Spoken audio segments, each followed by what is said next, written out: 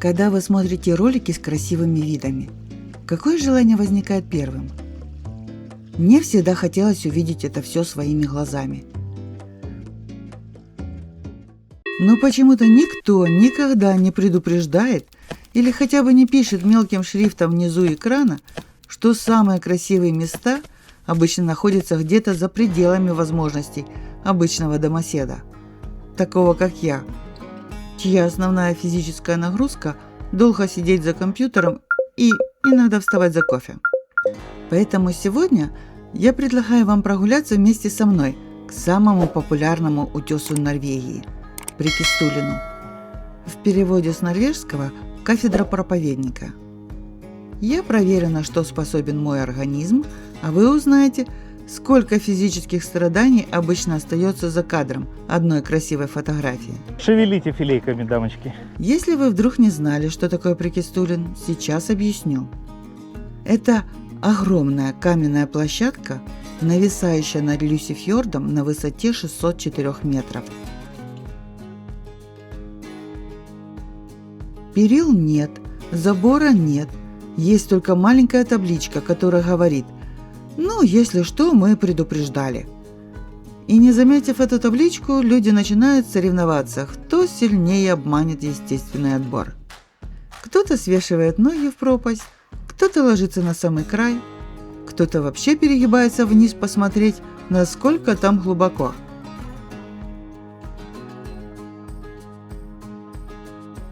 Ну что, собираемся, едем.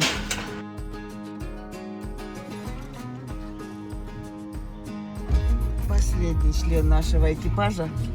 Я вот этих гадов месяц говорил, поехали на Прикистулин. Они меня ждали. Да, Лён?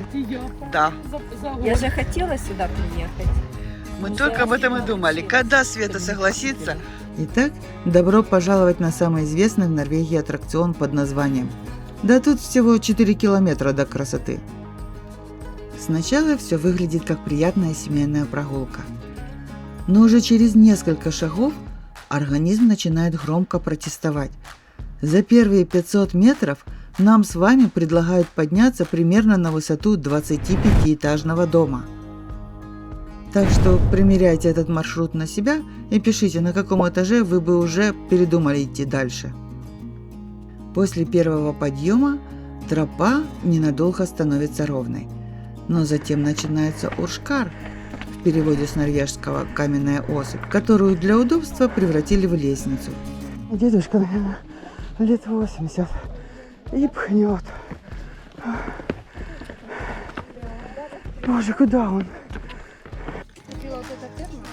И что я жалуюсь? 1100 метров и маленький перекус. Саня, как ощущения, как состояние? Нет. Света, Что? как состояние? Сейчас выпьем и будет еще лучше. Ира? И красивый вид. Без Бейлиса.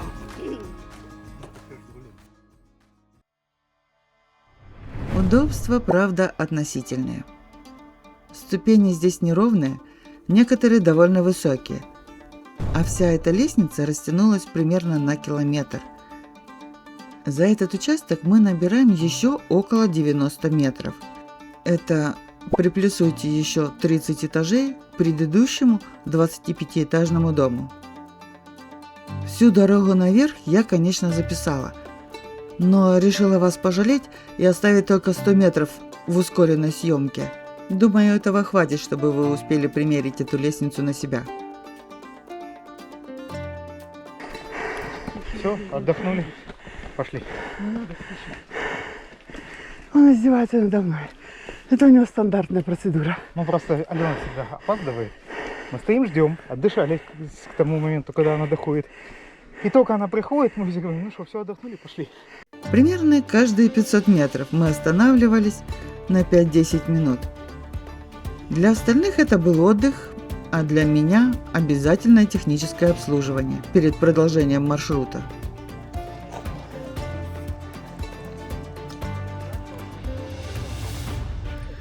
Нафиг этот Прикистулин. После привала нас ждал легкий участок по деревянным настилам через болото.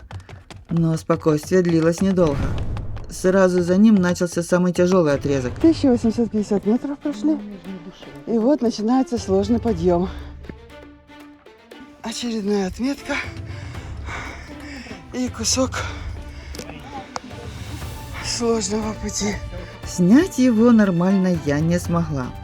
В тот момент все мои силы уходили не на камеру, а на то, чтобы самой продолжать двигаться. Ой, ладно. Ира, все, я уже имена позабывала. Памятная дощечка.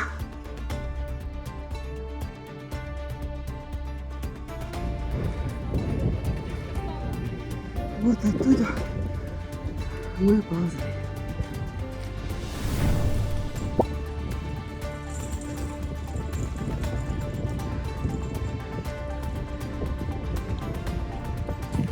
Хочу передать привет всем жителям Рогаланда.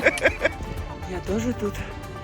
Снимать меня некому. Саня забыл телефон в машине, поэтому снимаю сама. Поднялась чуть-чуть. Осталось 1800 метров. Вот еще. Горная малина.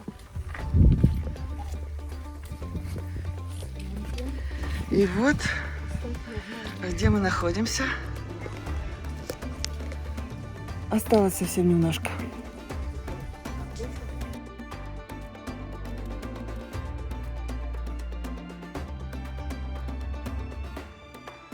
После третьего подъема гора наконец-то ослабила свою хватку.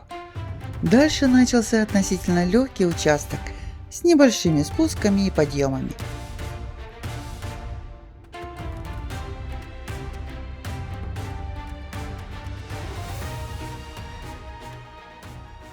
По пути были горные озера, отличное место, чтобы остановиться, перекусить и вернуть себе человеческий вид.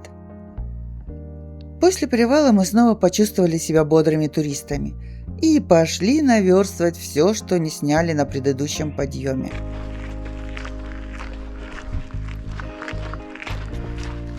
Куда ты ведешь нас?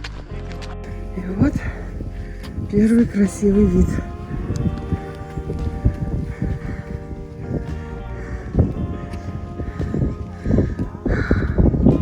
Фантастика.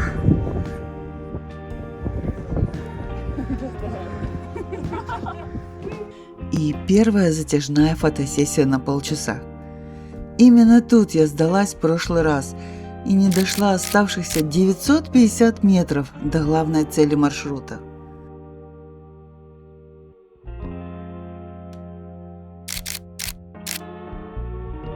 А дальше дорога оказалась почти легкой, без серьезных подъемов и спусков, просто огибает вершину.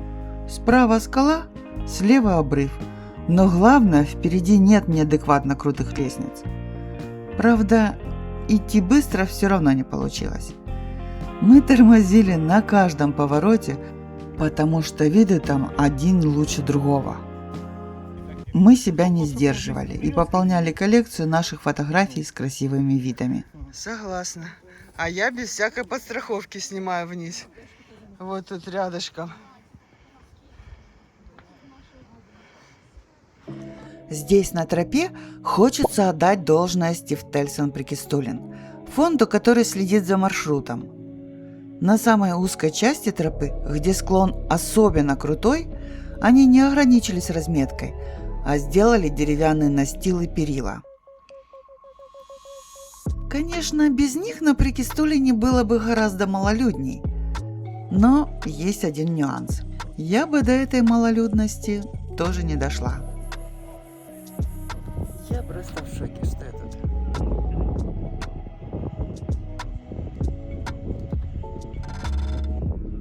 Каждый новый шаг дает все круче и круче вид.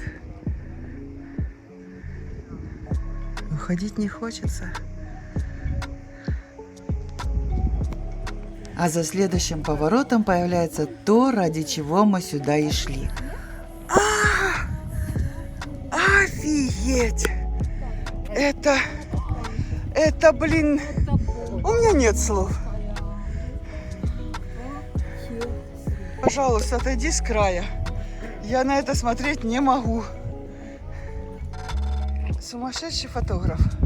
Снимаю второго сумасшедшего туриста. И вот осталось каких-то 50 метров. Мы их не можем дойти уже больше часа. На каждом повороте останавливаемся для фотографий. Сам Прикистулин. Огромная скала над фьордом. Головокружительный обрыв. И, кажется, все туристы Норвегии одновременно.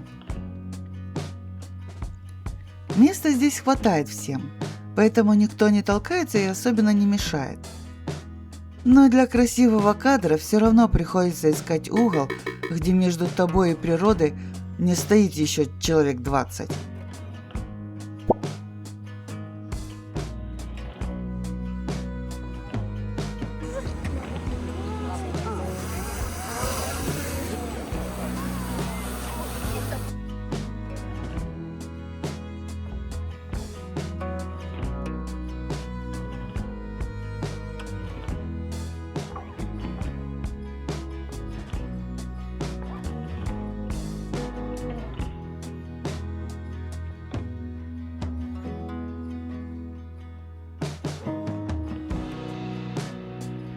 А теперь коротко о том, что стоит учесть, если вы решите повторить этот маршрут.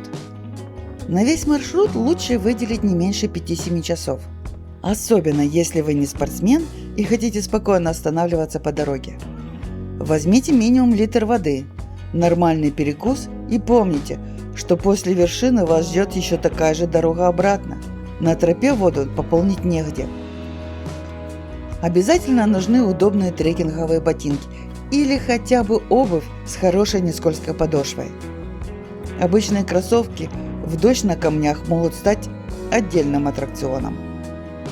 Одежду лучше надевать слоями и взять ветро и водозащитную куртку. Погода наверху меняется быстро, а ветер бывает сильным. Возьмите с собой туристическую сидушку, чтобы во время привалов не сидеть прямо на холодных и мокрых камнях.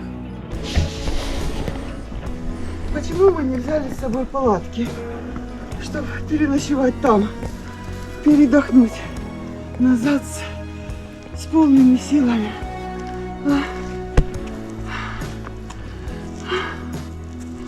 Перед выходом сходить в туалет. На маршруте туалетов нет, они есть только у парковки. Или искать большой камушек на дороге. Отошла в сторону от маршрута. Маршрут там, а я за камушком спряталась выпить водички. Ненавижу подъемы в гору. Надеюсь, вид того стоит. Проверьте прогноз погоды именно для гор. И не идите при сильном ветре, ливне или густом тумане. Не начинать слишком поздно и не стесняться развернуться, если силы заканчиваются или погода портится. И главное, не ориентируйтесь на чужую скорость передвижения. Лучше прийти позже, но своими ногами, чем превратить легкую прогулку по-норвежски в поисково-спасательную операцию. Я дальше сама. Будете катиться, не надо меня за собой тянуть. А ты, Саша, слазь как хочешь, называется. Ни внимания тебе, ни заботы. Вот так вот. Саня, прыгай, ловлю. Как вам поход? Что? Как вам поход? Зашибись. Стоило туда идти? Да. Легкий, комфортный, шикарная компания. Я очень довольна. Я поставила точку в своей карте Прикистулин. Yes.